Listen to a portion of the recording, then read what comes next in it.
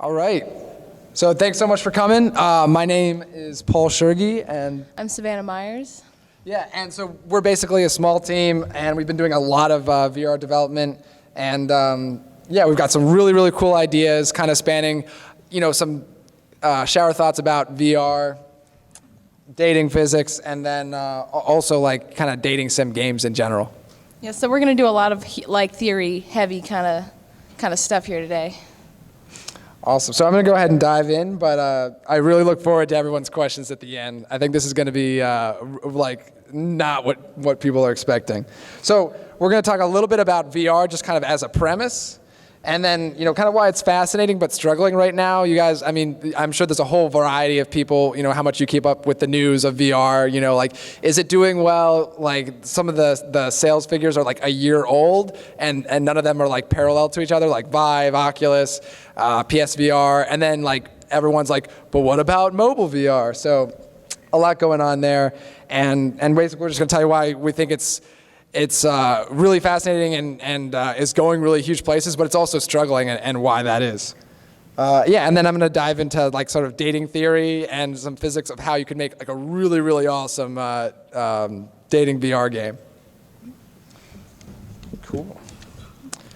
And kind of like quick term, I'm just going to be referring to everything that's like not VR that came before like computers, PC as legacy games. So it's a loaded term to diminish the past, and I love those games. But yeah, so basically I'm going to be calling them legacy, refers to computer games or console or phone.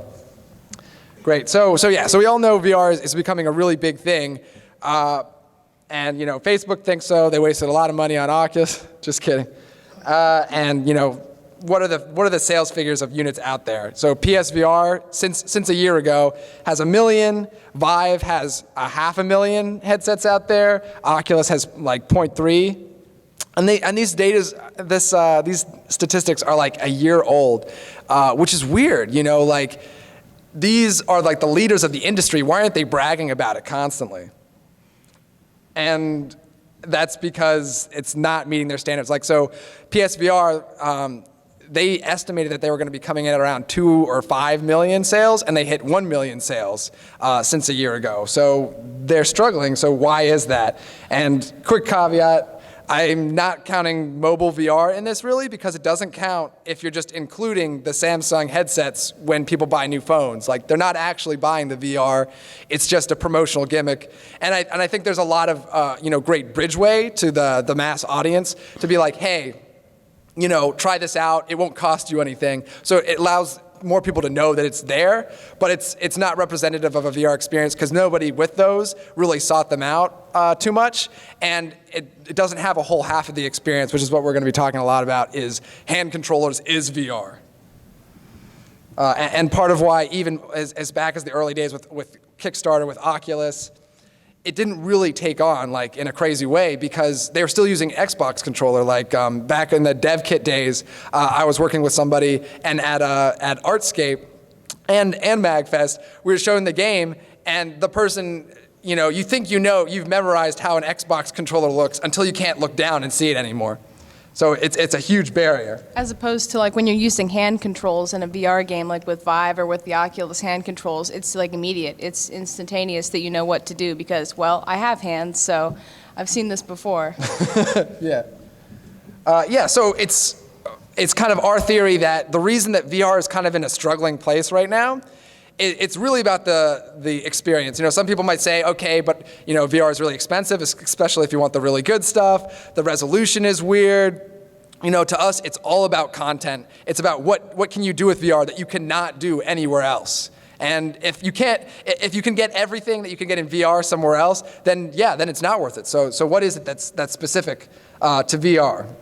You have, so for example, with PlayStation VR, their statistics out there is that like people spend an average time of like 30 to 45 minutes playing in one sitting. Like, that's not gaming. I mean, it's like a really short period of time. People are really just enjoying the gimmicky aspect of it because, a good game, wrecks your life. You need to be playing that until you hate playing it. That's how much it should take over your life. The statistics with the Vives, that people playing at 5 hours a week. And the reason that those are such different numbers and different metrics is to keep it confusing on purpose. Like, it's hard to compare, 30 minutes in one sitting to 5 hours a week. So it's on purpose. Yeah, and that's really and that's the frustrating thing, because I'm in some of these like VR groups where they'll be sharing articles like the demise of VR, and then they'll talk about the least important issues, like it's the price point. It's like, what? No, like gamers spend so much money. They will come. yeah.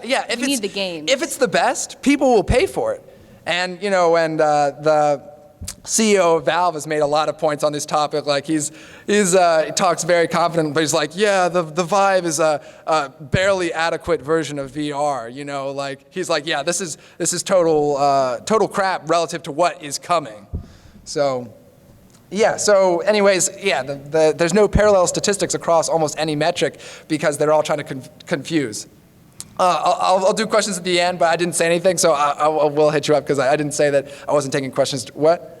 I just wanted to ask, so you don't think it's the price point that's stopping people from buying it? You think that the fact that people can't play it for long periods of time, or the games are not adequate enough to be able to play it for a long period of time? We think that the price point is definitely an excuse as to why people aren't buying it. So the people that own like Vive, which is the most expensive VR at about $800 to $900, plus a good gaming PC to be able to play it. Did go down recently, but yeah. Yeah, that is, those are big numbers for playing video games. But the people that do own them are the people that want the best possible experience. And Vive has gotten some of the best reviews for being the most realistic VR. So the fact that there are so few games, it's really, we've seen this with systems in the past. As soon as the games start coming out, like with the Wii U, the numbers were not very good, as I'm sure many of you are aware. Zelda. And then with the Switch, they launched Zelda, they launched Splatoon 2, so many big titles, Mario Odyssey. So it's even huge companies like Nintendo will come out with a new system and people will still not buy it if there are no games on it. So I think that once we see some good games, then we'll start seeing, Vive is the future again, but there aren't really any big AAA titles. Although Valve has said that they're in development of a few like big name titles.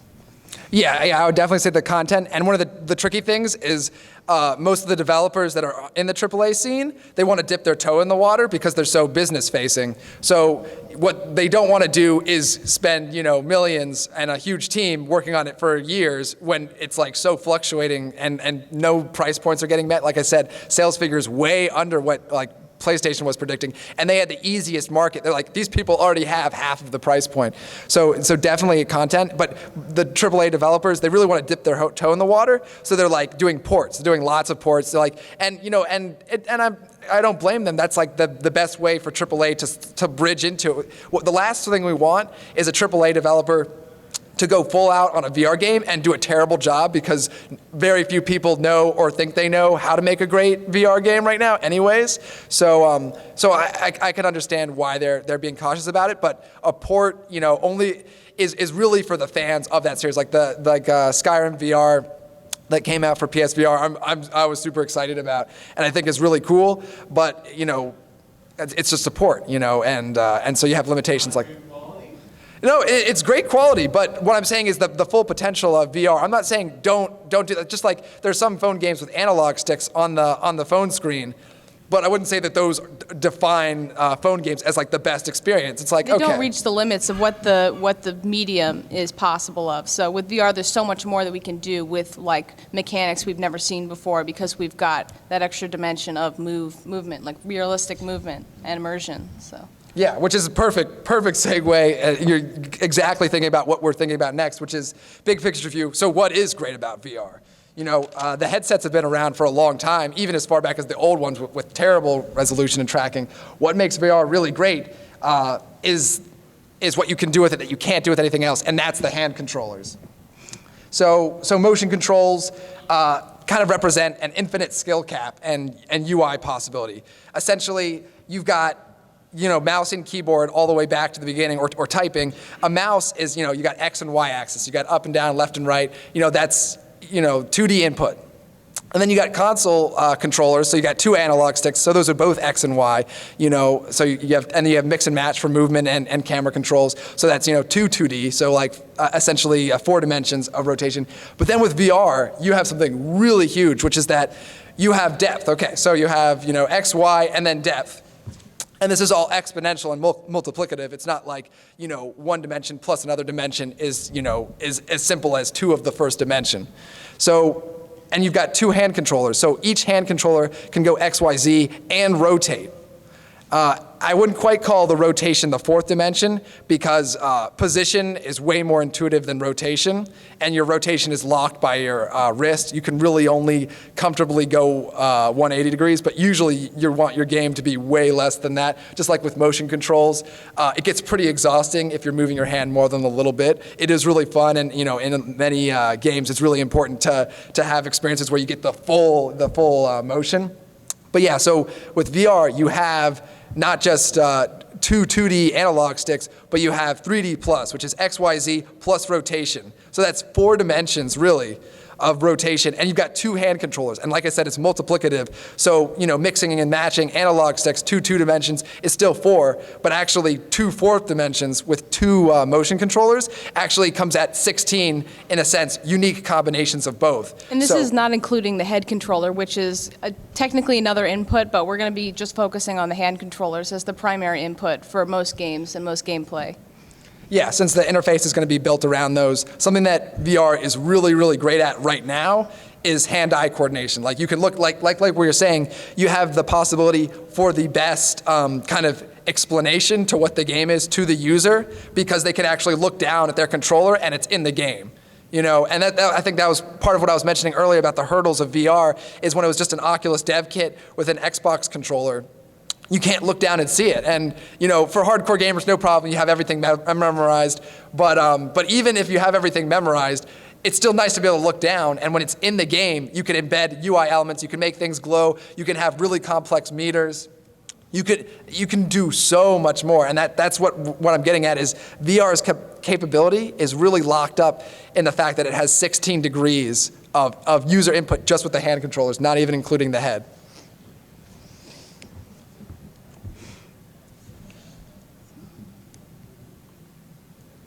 Yeah, and so you might say, okay, so if VR has all this, boundless potential, you say that, console games have like essentially 4 dimensions because you've got 2 analog sticks that are 2D. If VR has 16 degrees, not including the head, if it has 16 degrees of input, why aren't people like developing cures for cancer using this incredibly complex input? And my answer to that is, yeah, it's young, but it's also the more difficult or the more complex a system you can build with it, the more difficult it is to develop with. And that means the higher the skill ceiling, too, for the players. So while we predict that there's going to be a lot more that we can do with it, we haven't seen it yet. So. Yeah, absolutely. It's kind of like the fantasy of working on a game that's sort of like a space fighter where you have 3 dimensions of actual combat. I would say in practice, it's a little bit more difficult to connect because there's the motion sickness in VR and a lot of other elements. But yeah, so with more complex systems, it's way more difficult to develop for, and you actually have a shrinking market because the higher the skill cap, essentially the more alienated the noobs are. So, and that's part of why sometimes when you're playing multiplayer games, the best time to play them is at the very beginning, before it's narrowed to the point where the pros have, kind of achieved the nirvana, like, oh, I've achieved such a high level of game knowledge and mechanical ability. And that's when you get like esports that evolve from these games. So VR, I think, is not close to esports quite yet, but that's the sort of thing we can look forward to in the future because of how high the skill ceiling really is. Yeah, and it's like for the first time, you have a platform where the hardware itself gives the user freedom that the developer has to fight. So like so many games that are in VR, because they have essentially, and I'm talking primarily about spatial VR, once again, Vive, Oculus, PSVR. I'm a fan of how Vive has a much greater area to move around in, and I think it offers a lot in that regard, but that's what I mean. But you have so much freedom to move around where the developer has to figure out how to work around that. So like for the first time, like anyone who's played a lot of the demos, what's the one with the robots? Oh, budget cuts. Budget cuts. Anyone who's played that, you can poke your head through the wall and then like shoot your gun and like skip the entire level. And that's like, you're like, oh, okay, yeah, but that's like a huge problem for development is users have like a sense of freedom that the developers didn't put in the first place. You have to fight the speedrunners on this one, for sure. Yeah, that's really hard. That's really, really hard. And so it's like, that's just kind of an example of the incredible complexity. And part of what makes the development for VR really, really difficult is that the game almost already exists before you start developing. That's why you have games like Job Simulator, that all the game is just picking up and dropping things. So it doesn't even, it doesn't even like bring forth a fully, independent mechanic of all other VR games. And it's great, and it's the example that I show to a lot of people when I'm introducing them to VR and trying to sell them on, hey, this is really big. But that just goes to show, like, it's almost like an alive platform in that it comes with so many kind of pre-baked systems going on that are really difficult to interact with as a developer, and once again, makes the skill cap for players really, really high. So it's just a really complex system. So a lot of the games that we have now that like, well, we've talked about how there are ports like, Skyrim VR and everything, and those are all great and everything, but since the controls are so vastly different, it would be silly to not expect that the games are going to be stuff that we can't even imagine. So one thing that we're really interested in is dating sim games and how to look at that from a VR perspective. Yeah, absolutely. And once again, it kind of comes back to the complexity. So if we can, bring 16 degrees of input, what can we use to bring some of the complexity of dating simulations to the forefront? So for example, one huge problem within dating simulation games is dialogue branching. So how do you make a meaningful interaction with a girl when you've kind of got two choices? You can give, starting with the player, you can make them sort of blank slate, kind of like, no expressions, kind of like your Persona 5 character. You kind of have the player filling themselves into the shoe of the character. And that exceeds at a lot of things, including you don't have to fight against the character. Like some games, there's really nothing more frustrating than that you almost feel like you're forced to play as this character that's constantly making terrible decisions, and you don't want to do what you're forced to do in the game. And so games where you have a blank slate character that you have a neutral or more choice in the matter without having as much narrative involvement from the the backstory of the character allows that more naturally. The downside to that is it's a lot harder to make interesting dialogue if you're not committed to anything in the player. So if the player is could kind of go either way on like everything, or like has like you're trying to play a neutral opinion, it's really, really hard to make that fire up the player and feel like their decision making matters. Yeah, and the other issue from a development standpoint is that if you make a blank slate player where they can start completely neutral and move forward to kind of have some individuality in how they play the game, it makes it really difficult because you have to develop, okay, well, what is the player going to want to say? And the player base is massive with so many different people playing it and types of personalities, so you have to give a ton of options and write a ton of dialogue and give them a ton of different like endings and things like that if they really want to express themselves. Yeah, and we're right back at this. It's completely a metaphor for VR. It's so complex in that the amount of input gets multiplicative, and I think that's part of what VR might be able to offer dating simulations, is it could kind of go for par on the complexity that dating simulation needs to actually be meaningful. So dialogue branching, like I said, okay, so if you ask a girl out, or maybe you say goodbye, I'll see you later, might be like the safer option to pursue asking her out later. Those are two branches, which of course are going to have very different responses. And then assuming that the girl is able to say yes or no, that would also be branching. So, and as you can see, it's starting to branch out and out and out. If every branch has another branch, which if it's a meaningful decision, it has to. If no matter which option you choose, the AI character has the same response, then yeah, it doesn't mean anything. It's an illusion of choice, which is really, really frustrating. And that's part of what makes dating in the real world really difficult, is you don't actually know whether the small decisions you're making have an impact. And that's an important part to us about a dating simulation game, focusing on dating as a skill, like something that, like an e-sport, that you can be really, really, really good at, rather than it's just arbitrary.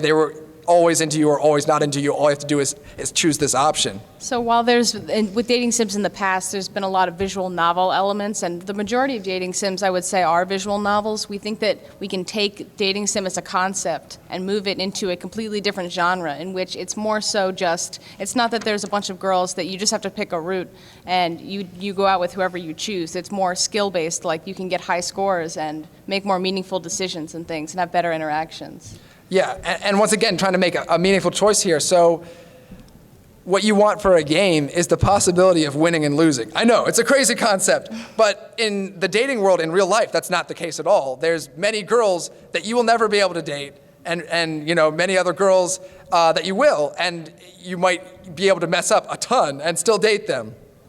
So really the premise for a dating simulation, if you're really, it's really about self-expression and being skilled at the process of dating. It really takes part in a very small premise within real life, which is where the decisions that you're making, that you obsess over, really matter. They really count. So every character, you need to be able to date, you need to be able to choose not to date, and you also need to be able to try to date her and her to reject you based on all the different input that you can put in. So that's a really, really important, and like Savannah was saying, a lot of dating simulations up to this point have a very visual novel aspect, which is that for the most part, all characters are kind of like tending towards dating you if you want to. A lot of them you can't even reject yourself, but it's almost like the game is more so trying to give you the illusion of choice because it's so difficult to bake in actual meaningful choices into it. And it's also very story-based, so a lot of the time that's not even the goal of the game to give you meaningful choices. It's about telling a story and about a storyline that you choose based on who you choose to date. Yeah, and I would say that's a big part of it is recognizing that when I'm talking collectively about dating sim games, obviously there's a huge spectrum, and I'm trying to think mostly about games that have dating simulation aspects in them. So, even Sims would count in that there are aspects to choice and building relationships, but many games are pretty direct. There's not necessarily clear feedback all the time, but you have a general idea of where things are going.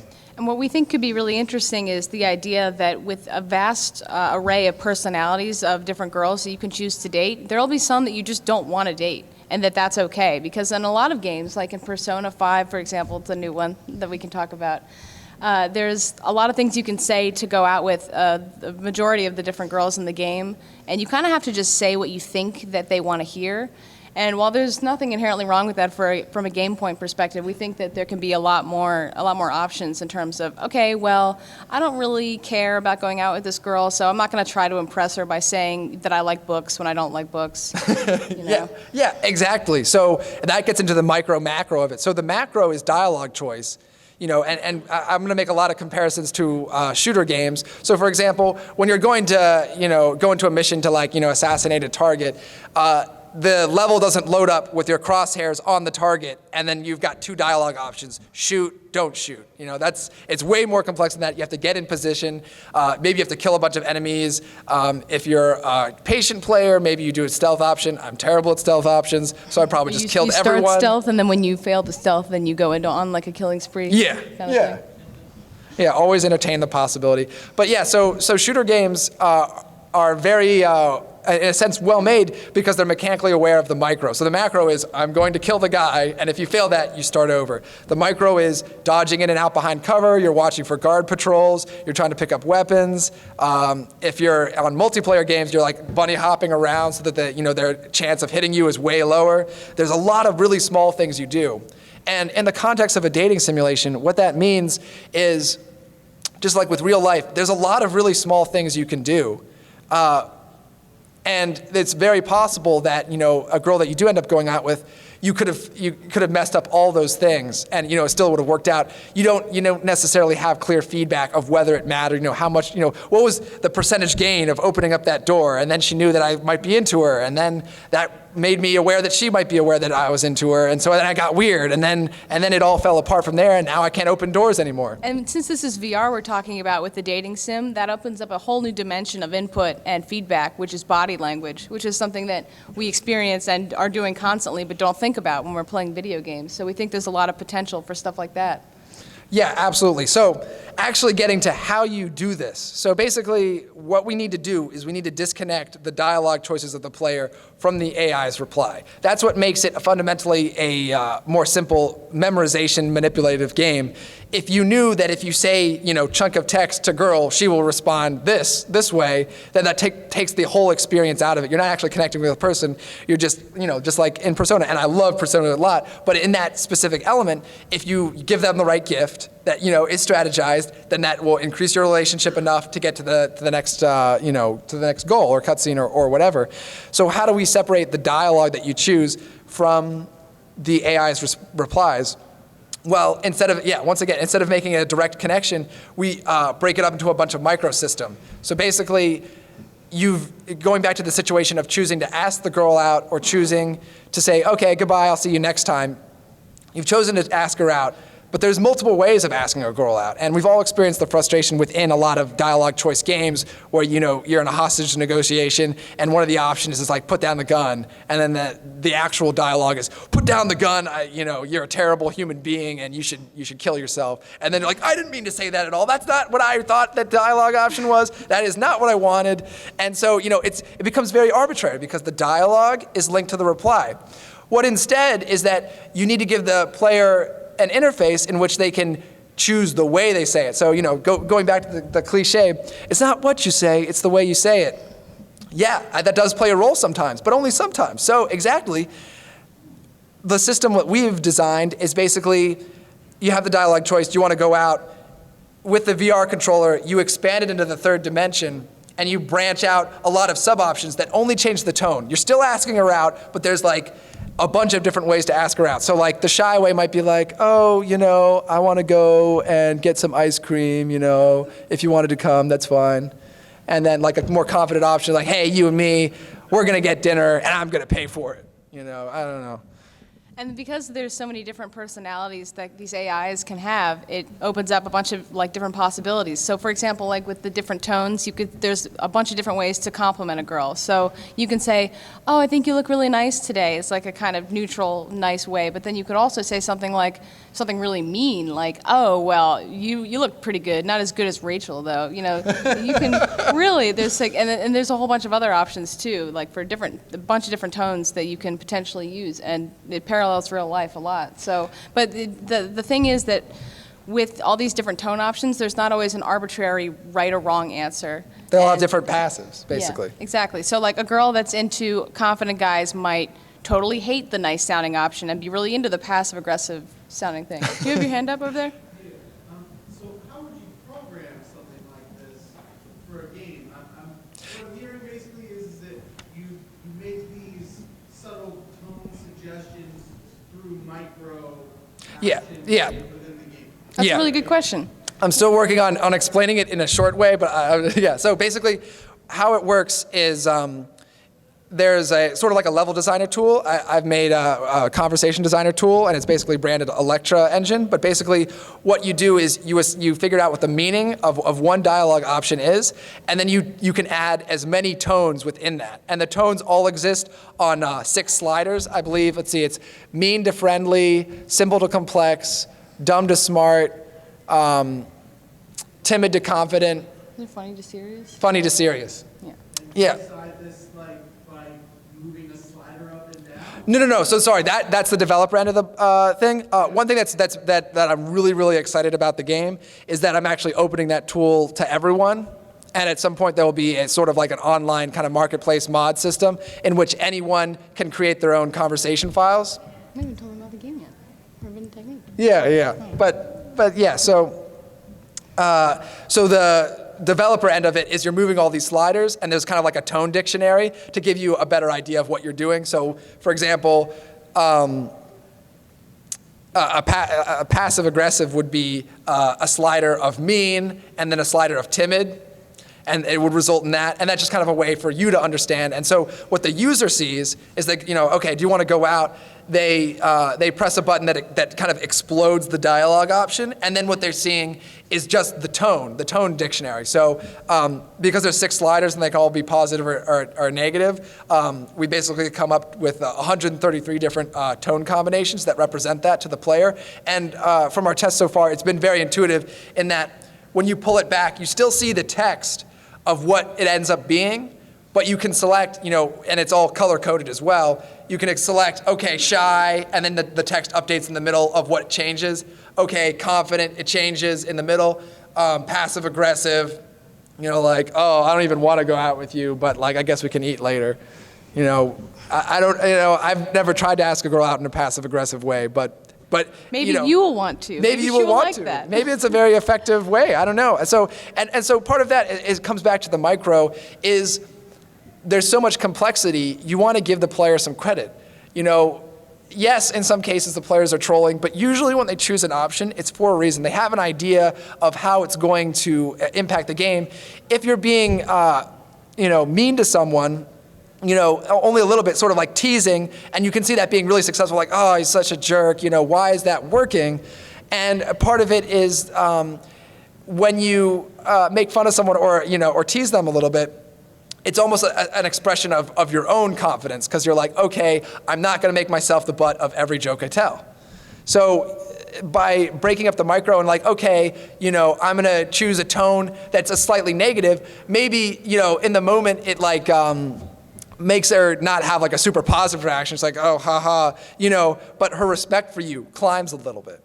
And so what the way that this dialogue system works is you're combining all these different micro elements so that really, it's more strategic. You're all, and in the center, a complex system considers all these things, considers the tone, the AI's personality in relationship to that tone, whether you have any like kind of passives in that, what your reputation is, and that way, once again, the dialogue isn't tied to the reply anymore. So like, if you have a really strong relationship, maybe any one of the asking her out lines would work. And maybe there's one that makes her the happiest in the moment. And on the flip side of that, maybe if you've just met a girl and you try to ask her out, even in the perfect way that by her personality she would love, it won't matter because you just met and she doesn't want to go out with you because she doesn't know you. So there's a whole bunch of relationship dependent things that can happen. Yeah, exactly. So and so in the moment you've got the micro of the tone, and then the way the AI works is it takes that into account.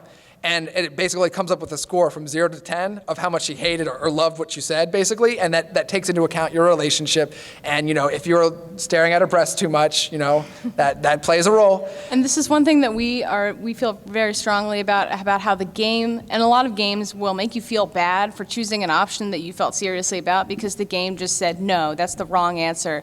We didn't want you to pick that because we said so. So there's no worse feeling than like having the game say, you should feel this way about this thing, or you should feel this way and want to make this decision. And we believe that the player should decide those things, and that we shouldn't punish them based on arbitrary things that the developer has decided ahead of time.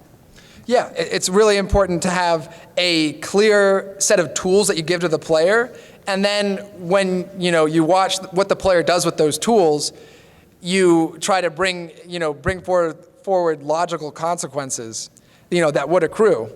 So once again, like with saying something that's more in the teasing range rather than always nice, always complimenting, which a lot of games really slant towards always be nice to the girl and they'll go out with you, which is just not real life at all. Yeah, and it doesn't take into account how the girls actually feel about anything you say. Yeah, that's important.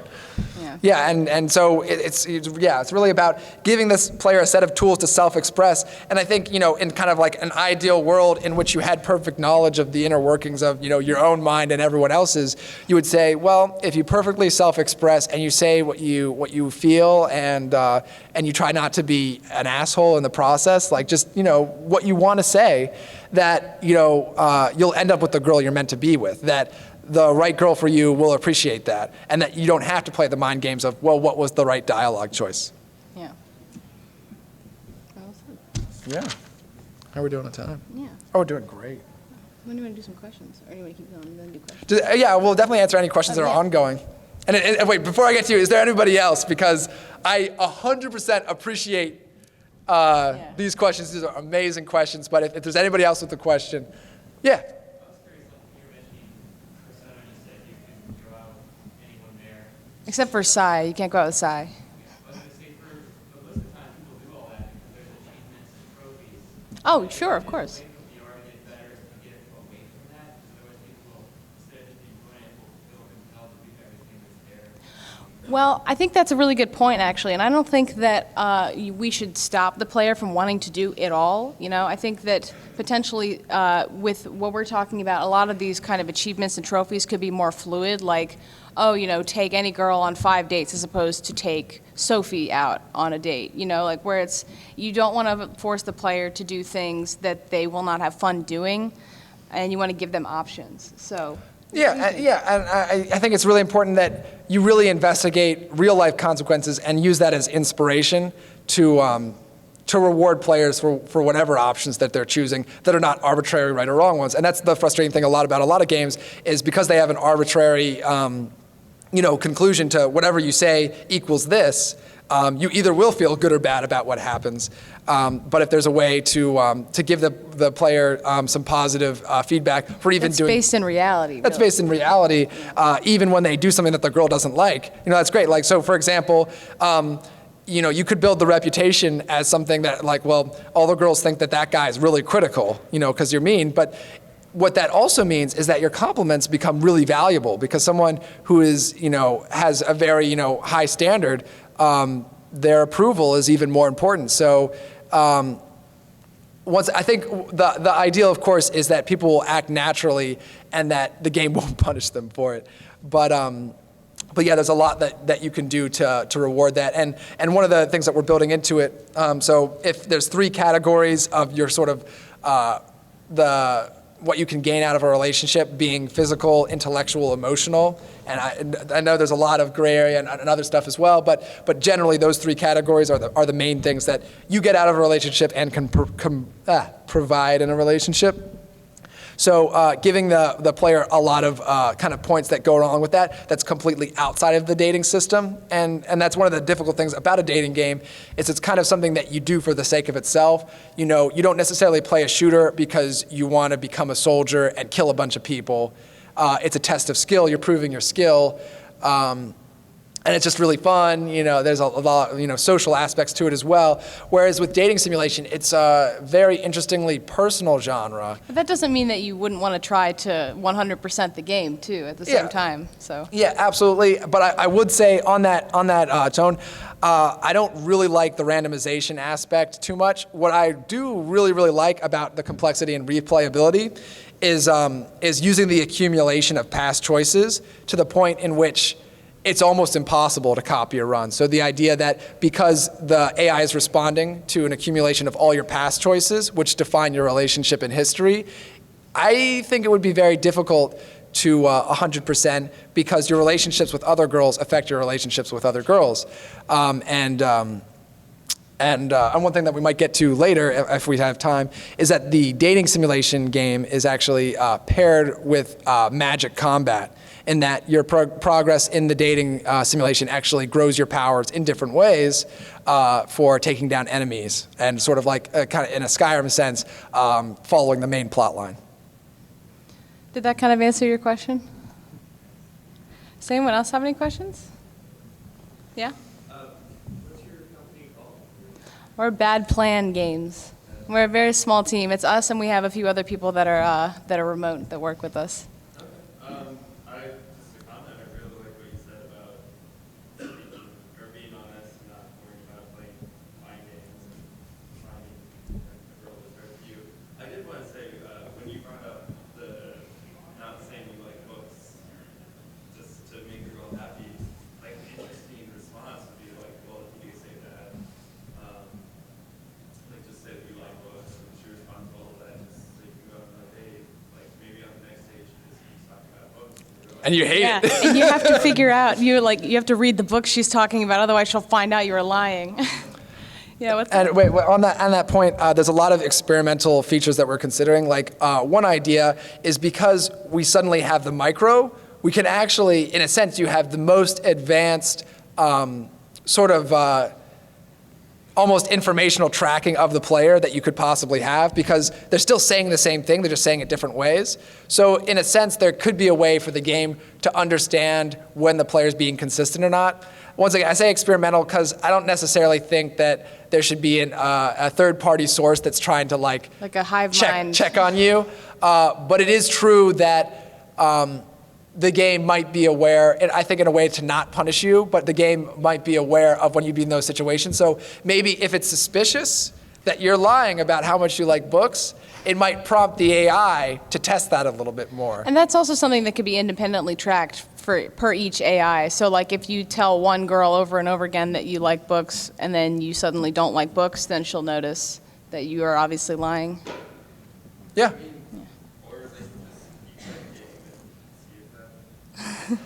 You will learn to love books. I can change. Bad plan. Bad plan. Bad plan. Yeah. On that note, not just like in VR, but just in terms of dating games in general, I find like a lot of them kind of not terribly interesting in how they like address the mechanics of relationships. It's more like, oh, this girl's an achievement to unlock. You just got to do the right thing, Yeah. and then you get the prize. And it's not really much of facsimile of how a relationship actually develops. Yeah, I completely agree. I think one beautiful thing about relationships that almost never happens in games is a pleasurable conflict, in that you get into a disagreement and there's a fight and things escalate and you say things you don't mean, but then you have a resolution where you come back together amid dried tears, and that's actually a great thing to have happened, because that conflict happened because it kind of comes back to the saying you like books when you don't like books. It's like a boss battle. Yeah, when you withhold self-expression by kind of either from the manipulative aspect, or you're trying to be nice, be interested in what they're interested in, it kind of bottles up and it leads to ever-mounting frustration. Which usually conflict is not because you're not being is not because you try to be honest, but because you've been not being honest for a long time, and then you're really frustrated, and instead of expressing how you disagree, like actually I'm not that into books. I like movies more. I like anime more. Who doesn't? But instead of doing that, usually you're really frustrated because you've been talking about books for like the past 5 dates, and it's kind of a stretch. All we ever do is talk about books. Spark notes, really wasn't enough to get to the point that I'm at, and you're almost like stressed out because now you're like worried about getting caught or something. But anyways, a lot of conflict comes out of that escalation of not expressing yourself, and then when you do, you're like, man, I fucking hate books, Yeah, and a lot of this is more so just kind of exploration of new topics and stuff. Not to say that there's anything wrong with visual novels. I'm a huge visual novel fan, but we think that we can take it a step further and really explore a new dimension with dating sims. So. Yeah, and a lot of that is wrapped up in the open source tool that allows anyone to create conversations about anything that branch as many times as they want. And once again, we are able to allow that content to not get out of control because we're not dealing with an exponential branching. We're dealing with, you have a limited amount of branching that's within a complex system based on their previous choices. So what gives it the complexity is the fact that the player's been making a lot of choices that that all compound separate tracked parameters, like their respect for you, the ability of your compliments to really flatter or to make them uncomfortable. Too many compliments is kind of a bad thing. There's a context for it, and a lot of people are told like, oh, give compliments more, but there's a very specific context because there's kind of a romantic element to compliments. And no one likes getting complimented over and over again. You kind of start to pick up on the fact that it's not genuine. So. Yeah. You've been speaking about this game, sort of just like pretty much that it's just about dating girls and probably playing as a male playable character. Would you ever plan on kind of making something more inclusive, perhaps like either for this game or other games where it's dating boys instead, or I think either like girls and boys in one game, or perhaps like two versions Well, with a female player character or even like a Great question. that is a good question. Yeah, well, actually, we've discussed that a lot, and while we want to be able to make it so that, you can play as anything and date anyone, for the time being, we're just limiting it to a traditional kind of dating sim genre where it's like, you're a guy and you're dating all these beautiful anime girls. But we're not opposed to mods. Yeah, and we will say that the beautiful thing about the conversation tool, the conversation content, which I firmly believe is the most revolutionary aspect of this game. There's a lot of other that's going to make better trailer content, but I think when people play this game, that's going to be like the whoa, like this conversation could really be about anything, go anywhere. So the conversation tool, you can assign those conversation files to any character. We're pairing it with its own sort of character creator. So you design, in this case, the girl, and then you assign what she, who she is, what her style is, and all the things you can talk to her about. But you can do the exact same thing for a guy. Unfortunately, a lot of the mechanics are paired with the physical aspect, like checking her out or not getting caught. And if you do have caught, that there's there's realistic consequences that escalate depending on how much you're doing it. Yeah, so to answer your question, yes, but probably not right now. Yeah. Yeah, definitely, absolutely something we want to do, but it's a lot. Yeah. Does anyone else have any questions? Yeah? I think that's a really good idea. I think you guys will incorporate features, especially with VR, like allowing people to play and do that kind of thing and be themselves. I think. Yeah, everyone likes to spend 3 hours on a character creator, myself included. Yeah, 100%. Yeah. I wanted to ask about the scoring system and the method in which you said that basically you get points for doing actions within the game. And so, but how are you judging those actions? Are you judging them based on how close they make you to the other person, like whether or not you're getting closer to that person in terms of date, or like whether it's likable? I'm having trouble understanding. That's a really great question, actually. Yeah, so one thing that we're working on, and we were talking about earlier, how a lot of the gameplay is parallel to like fighting enemies and stuff. So let's say you officially start going out with someone in the game, then you might get like a buff or a power, that gives you whatever, like an additional, I don't know, a shield or something for when you're in combat that you can use at any time. But one thing we've discussed recently is that because we don't want to incentivize the player to just go out with girls, because you're going to meet girls in this game that you hate, and you don't want to force. You should hate some of the people you meet in this game. You don't want to incentivize the player to just say the right things to go out with these girls to get the good buffs, like, oh, if I date lots of girls, then I'll get lots of cool powers and stuff. So that's one thing we want to avoid. So one thing we've discussed is doing some systems in which any kind of relationship with anyone can give you any kind of buff. So for example, malicious relationships included. Yeah, so like exactly, yeah. So for example, if you hate someone, if you hate this girl and you can't stand her and she's an annoying voice and you just can't stand her, you can, say something mean to her and then your relationship is like negative or whatever. And then at that point you can get like some really interesting, powers and stuff where they're somewhat bittersweet or things like that. So we want to strongly direct the player to do actually whatever they want and not just what the game says you can get powers for doing. So. Yeah, like your powers will have a linear experience, but all the different effects of those powers and buffs, mana regen, mana cap, and we're really, really excited about the powers aspect of the game, but don't want to necessarily, because the dating simulation, once again, I think is the most wow. Yeah, everyone wants to be Harry Potter, and that's something we're working on as well to go alongside this, but for right now, we want to really emphasize the dating aspect of it. Yes? Hit me. Oh no, it's for the girls in the game. So you create different personalities and like appearance and stuff like that. So and that you can also mix and match conversations between different characters too. So it's not just like I created one person and she can say all these things. You can like have general conversations where maybe you can talk about the weather with everybody, but you can only talk about a specific anime with this girl, kind of thing. And the last part of that is, this is in VR. Yep, that's correct. You essentially know the height of the player. Yeah, that's accurate. Or at least the girls in the game only like tall That's hilarious. Oh my God. Yeah, and that gets back to the challenges of real life, which is a Yeah. frustrating thing, is in that in real life, the premise is that for any number of weird reasons or random reasons, the girl could never want to date you, Oh and my you God. might have no idea. The player has to stand on a chair every time he talks to a specific.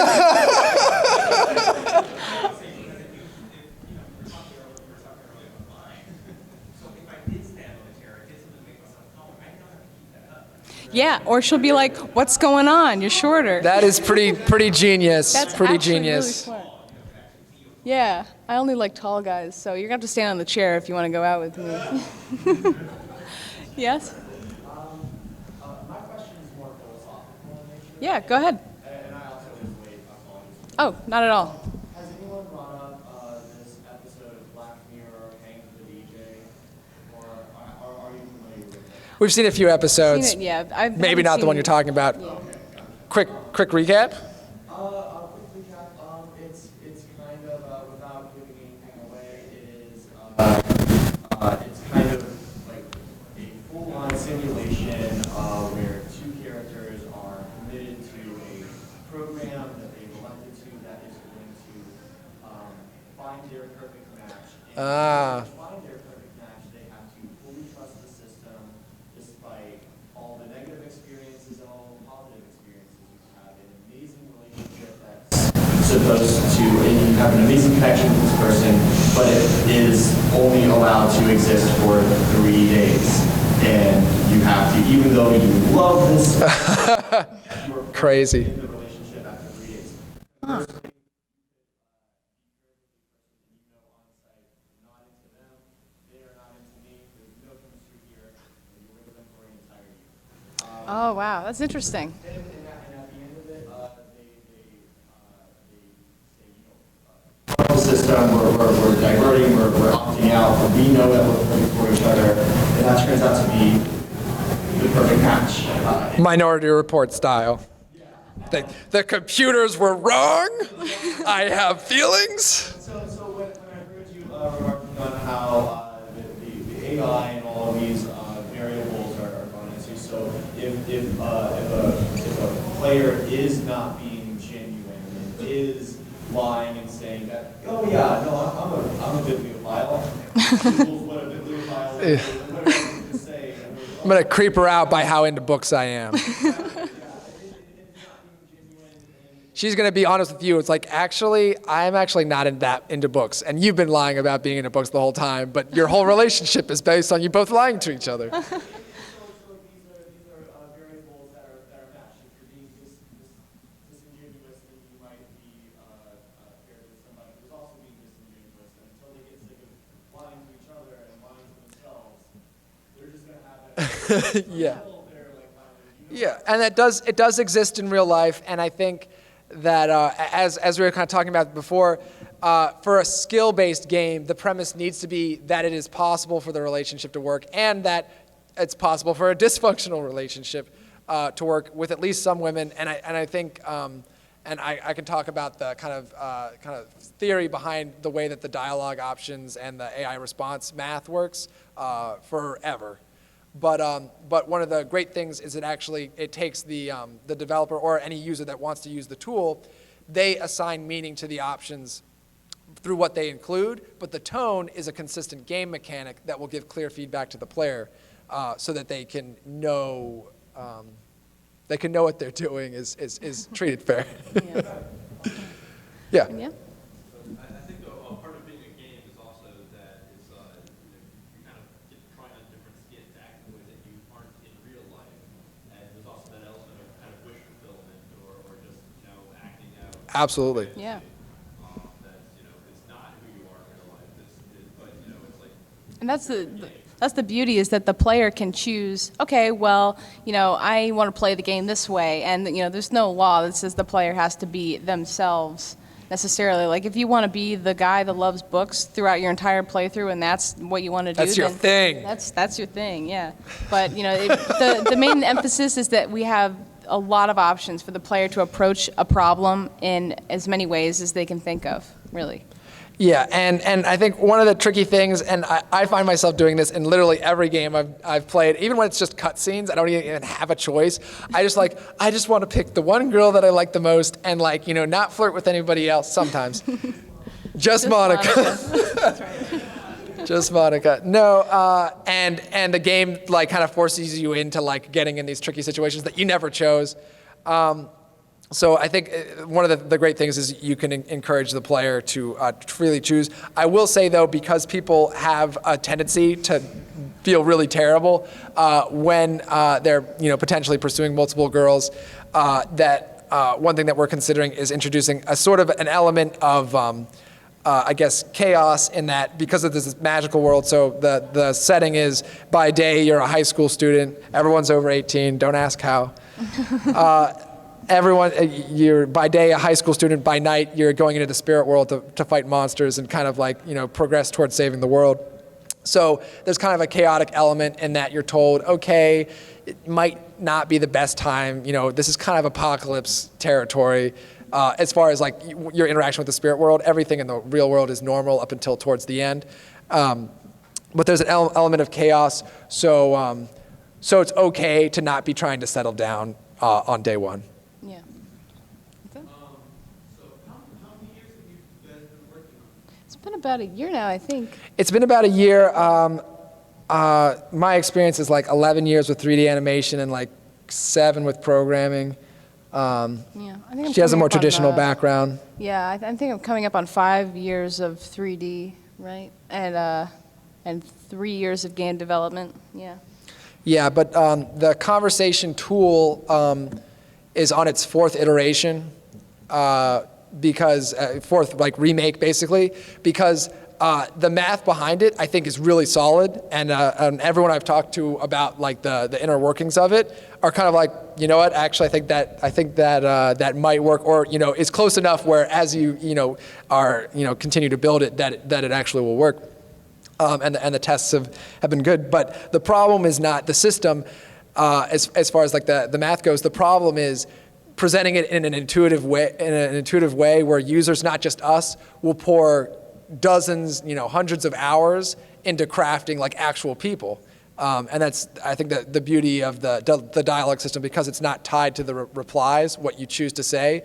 It's it accumulatively becomes more and more like real life, because your relationship is so strongly impacting how she's replying to it. So one of the most difficult parts is not the actual gamer experience, but the developer or users that choose to use the developer tools experience. It's very difficult to write nonlinear conversation. Even with one thing that I've got set up is kind of like a text chat box system that goes back and forth, but you have to be both yourself or the player and the girl, and that's tough. Yeah. I'm curious, you guys have an AI program that you're going to use in order to build different types of conversations? This sounds very advanced. Yeah. So I think. You gotta have a lot of capability for feedback from the AI. Oh yeah, no. There's a whole body language system. One of the things that gives the player direct, more consistent feedback than the dialogue, because the dialogue is going, you can't control it. And in fact, users are creating it, so you have no idea what they're going to say back. But what you do have is a consistent number system that the game can understand. So then that The can game give. kind of calculates also the body language based on all the factors of the tone, the mood, the personality, what's being said, the reaction, the relationship. There's so many different things that all determine what someone's going to react, and the body language is always consistent with all of those things. Yeah, so in a foolproof sense, okay, say you're trying to make you're trying to troll players, so you make a conversation file where you ask a girl out and she says F you, but the success rating of the slider that determines how good of a reaction is She really liked it's it. like a 10 out of 10. So you'll still get that feedback as the player. You can't actually You can't cheat it in you a can't way. cheat the player, because there's other feedback mechanisms. So the body language, maybe she twirls with her hair or something like that while she's saying it, or you see your relationship boost. goes up. Yeah. Which is is a true aspect of real life. Just like you can lie to the AI, they can lie to you, but it is important to us that you have a consistent at least some elements that are consistent feedback to the player, because they need to know generally when they're doing when things are going positively or We negatively. have like a few minutes left. I saw a question in the back. Oh, wow. Did you want to? Yeah.